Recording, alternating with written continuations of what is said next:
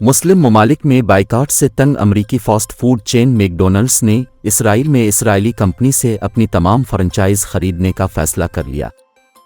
अमरीकी fast food chain McDonald's उस वक्त से बाइकाट और तनकीद का शिकार है जब अलूनियाल कंपनी, जो इसराइल में मैकडॉनल्ड्स के रेस्टोरेंट्स की मालिक और उनको संभालती, 7 अक्टूबर को फ़लस्तीनी मुज़ाहमती तहरीक हमास के हमले के फ़ौरन बाद ऐलान किया था कि वो इसराइली फ़ौज को मुफ्त खाना अतिया करेगी।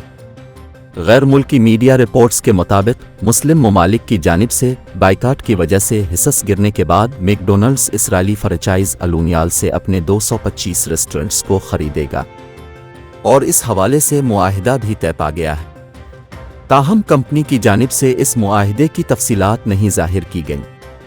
रिपोर्ट में बताया गया है कि मैकडॉनल्ड्स के ज़्यादातर रेस्टोरेंट मकामी मलकियत में हैं।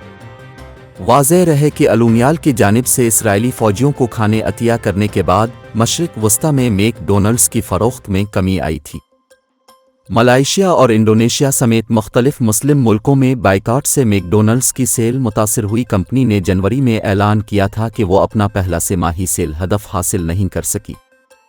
इसके अलावा एक और बड़ी मगरबी फास्ट फूड चेन स्टारबक्स को भी इसराइल के साथ मुबैना माली ताल्लुकात पर बाइकाट की मुहिम का सामना करना पड़ा।